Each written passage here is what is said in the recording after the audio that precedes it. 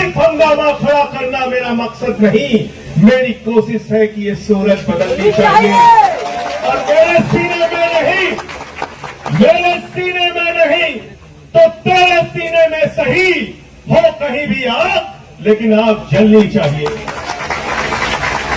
और 20 तारीख से संसद शुरू होने जा रही है। मैं आज इस जंतर मंतर से देश के प्रधानमंत्री को कहना चाहता हूं, जो सोनम वांगचुक का मुद्दा है, अभिजीत दुबके का मुद्दा है, हिंदुस्तान के करोड़ों नौजवानों का मुद्दा है, उस मुद्दे का समाधान जल्दी से कर दो, वरना 20 के बाद देश की संसद को चलने नहीं देंगे। आपके खिलाफ लड़ाई लड़ने का काम करेंगे। अब उसके चेले में कहते हैं विश्व गुरु है, 56 इंच का इनका सीना है। मैंने कहा भाई 56 इंच का इंसान का सीना नहीं होता, जानवरों का हो सकता है। ये पहले कहना बंद करो, ऐसे प्रधानमंत्री का अपमान मत करो, ये गलत बात है। अब हमें गधे घोड़े का नापना पड़ेगा कितने इंच का सीना होता है। एक तो इतना रोंधा प्रधानमंत्री आज तक दुनिया के किसी देश में नहीं है। हर बात पे बेचारा रोने लगता है। कोरोना में लोग मर जाएंगे, उसके बाद रोने लगेगा आके। हर बात पे रोने लगता है प्रधानमंत्री हमारा। यहाँ नौजवानों को 2 वक्त की खाने की रोटी नहीं मिल रही है, लेकिन तुम लोग स्कूल खा रहे हो, अस्पताल खा रहे हो, सड़क खा रहे हो, बिजली खा रहे हो, पानी खा रहे हो, हवाई जहाज खा रहे हो, समुद्री तट खा रहे हो, गैस खा रहे हो, कोयला खा रहे हो, पेपर खा रहे हो, और तो और प्रभु श्री राम का मंदिर भी खा रहे हो।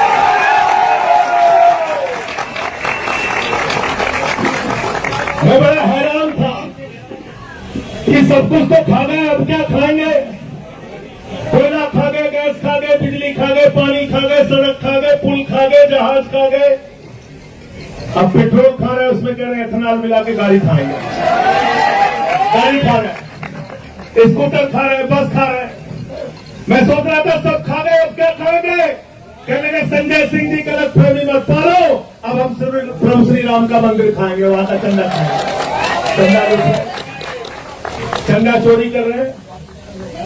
तो मैं ये कहना चाहता हूं, जिन्होंने भगवान को नहीं बख्शा, वो ना तो राम के हैं, ना आपके हैं, ना किसी काम के हैं। गलत तो नहीं कह रहा हूं। प्रधानमंत्री जी हर 15 दिन पे बात करने आ जाते हैं। क्या कहते हैं? मन की बात। परीक्षा ऐसे देना बच्चों, हाई स्कूल में ऐसे पढ़ना, इंटर में ऐसे पढ़ना, सुबह उठ के ऐसे जाना, रात में ऐसे याद करना। कई लोग रोने लगते हैं, कहते कितने बढ़िया प्रधानमंत्री, बताओ बच्चों को परीक्षा पे चर्चा कर रहे हैं। परीक्षा पे चर्चा कर रहे हैं। 93 पेपर लीक हो गए हिंदुस्तान में। मैं भारत के प्रधानमंत्री से कहना चाहता हूं, एक बार पेपर लीक पे चर्चा करके दिखाओ पूरे हिंदुस्तान में नौजवान। मैं चला गया प्रयागराज, अभिजीत जी, मैं प्रयागराज चला गया पेपर लीक पे चर्चा करने। हमारे कमरे में पुलिस वाले आ गए, ये स्टार वो स्टार, बंदूक लेके सब पहुंच गए वहां पे। कह लगे यहाँ पे आप क्या बात कर रहे हैं? हम कहे तुमसे क्या मतलब? बंद कमरे में कहने लगे पेपर लीक पे चर्चा तो नहीं कर सकते आप। मैंने कहा तुम पेपर लीक कर सकते हो बेईमानो, हम चर्चा भी नहीं कर सकते, हम चर्चा भी नहीं कर सकते। तो मैंने पेपर लीक पे चर्चा किया वहां पे, और जो पेपर लीक पूरे हिंदुस्तान में हुआ है, तो हमसे कई बार लोग पूछते हैं कि आप लोग बीजेपी वालों को क्यों दोषी ठहराते हैं, मोदी जी को क्यों दोषी ठहराते हैं, शिक्षा मंत्री को क्यों दोषी ठहराते हैं? अरे सरकार का क्या लेना देना पेपर से? तो मैं उनसे कहता हूं, जितने पेपर लीक करने वाले हैं, ये सारे के सारे चंदा चोर पार्टी से जुड़े हुए लोग हैं, भारतीय जनता पार्टी से जुड़े हुए लोग। गलत तो नहीं कह रहा हूं, गलत तो नहीं कह रहा हूं। कहते कैसे पता किया? हमने कहा बेईमानो, नीट का पेपर लीक जब हुआ था पहली बार, तुमने जिन लोगों को गिरफ्तार किया था वो सब के सब बरी हो गए। कैसे बरी हो गए?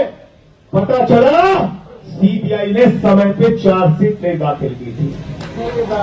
गलत तो नहीं बोल रहा हूं, गलत तो नहीं बोल रहा हूं।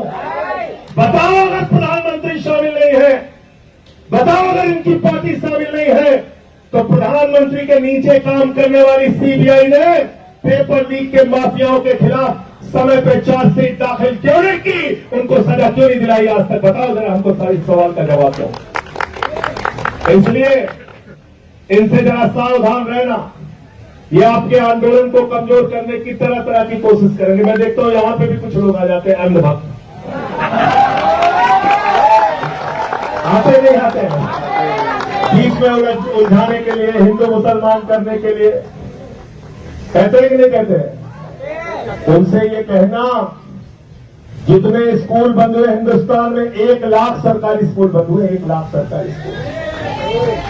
कौन पढ़ता है सरकारी स्कूलों में? गरीब का बच्चा, पिछड़े का बच्चा, दलित का बच्चा। 1 लाख सरकारी स्कूल हिंदुस्तान में बंद हो गए। 1,20,000 सरकारी स्कूल हिंदुस्तान में है जिसमें सिर्फ एक टीचर काम करती है। 90,000 सरकारी स्कूल हिंदुस्तान में ऐसे हैं जिसमें बच्चियों के लिए टॉयलेट का इंतजाम नहीं है।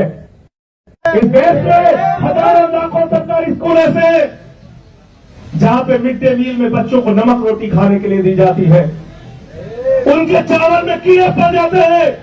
मैं पूछना चाहता हूं, हिंदुस्तान के अंदर लोगों को बांटने वाले लोगों, बताओ, जो नारा लगाते हो जिस हिंदू का खून न खोला, इन बच्चों के स्कूल बंद होने पर तुम्हारा खून क्यों नहीं खोलता? क्यों नहीं तुम सड़कों पे आते हो पेपर लीक के सवाल पे? और जंतर मंतर पे समर्थन करने के लिए आओ, और इनका साथ दो नौजवानों का। और 20 तारीख से संसद शुरू होने जा रही है। मैं आज इस जंतर मंतर से देश के प्रधानमंत्री को कहना चाहता हूं, जो सोनम वांगचुक का मुद्दा है, अभिजीत डुबके का मुद्दा है, हिंदुस्तान के करोड़ों नौजवानों का मुद्दा है, उस मुद्दे का समाधान जल्दी से कर दो, वरना 20 के बाद देश की संसद को चलने नहीं देंगे। आपके खिलाफ लड़ाई लड़ने का काम करेंगे। एक तो इतना रोंधा प्रधानमंत्री आज तक दुनिया के किसी देश में नहीं है। हर बात पर बेचारा रोने लगता है। कोरोना में लोग मर जाएंगे, उसके बाद रोने लगेगा आके। हर बात पे रोने लगता है प्रधानमंत्री हमारा। ऐसा प्रधानमंत्री है, चुनाव में गए उत्तर प्रदेश में, कहने लगे उत्तर प्रदेश के लोगों भारतीय जनता पार्टी को वोट दे दो। लोगों ने पूछा साहब क्यों वोट दे दे? बोले तुम्हें कोई चिंता करने की जरूरत नहीं। बोले साहब क्या क्या करोगे? तो देश का प्रधानमंत्री क्या कहता है, जरा ध्यान से सुनना। भारत का प्रधानमंत्री उत्तर प्रदेश में स्कूल बनाने के लिए नहीं कहता, अस्पताल बनाने के लिए नहीं कहता, सड़क बनाने के लिए नहीं कहता, रोजगार देने के लिए नहीं कहता, फैक्ट्री लगाने के लिए नहीं कहता, पेपर लीक रोकने के लिए नहीं कहता। देश का प्रधानमंत्री कहता है, भाइयों और बहनों, जरा हमको बताओ, अगर गांव-गांव में कब्रिस्तान है तो शमशान होना चाहिए। बोला था कि नहीं बोला था? बोला था कि नहीं बोला था? गलत तो नहीं कह रहा हूं? जिस देश का प्रधानमंत्री बच्चों के स्कूल की चिंता नहीं करता, अस्पताल की चिंता नहीं करता, रोजगार की चिंता नहीं करता, तुम्हारे भविष्य की चिंता नहीं करता, जिस देश के प्रधानमंत्री का मकसद गांव-गांव में शमशान बनाने का है, वो तुम्हारा भला कभी नहीं कर सकता, याद रखना। अब उसके चेले में कहते हैं विश्व गुरु है, 56 इंच का इनका सीना है। मैंने कहा भाई 56 इंच का इंसान का सीना नहीं होता है, जानवरों का हो सकता है।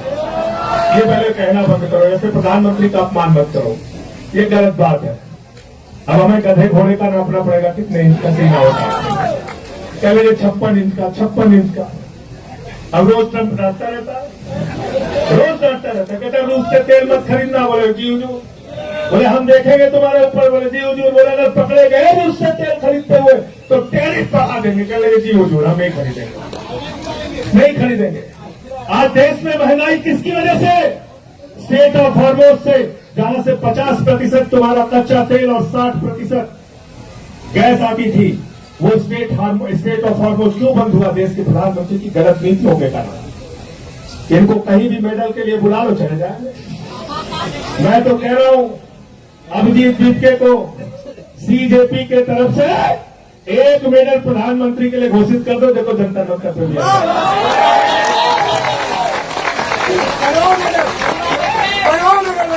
घोषित कर दो 1 मेडल, पेपर लीक मेडल, कोई भी नाम रख दो, आ जाएंगे लेने के लिए। अभी कहीं गए थे, कौन से देश में गए थे? सेशंस में गए थे, 1,15,000 की आबादी है वहां पे। उसी दिन उसको उन्होंने मेडल बनाया, उसी दिन पहना दिया, प्रधानमंत्री चले आए। इजराइल चले गए 3 दिन पहले युद्ध के। तो भारत के प्रधानमंत्री, उनको पूरी दुनिया में घूम घूम के चिंता है। देश में हिंदू मुसलमान करके लोगों को बांटने की चिंता है। देश के अंदर नफरत फैला के अपने वोट की राजनीति करने की चिंता है।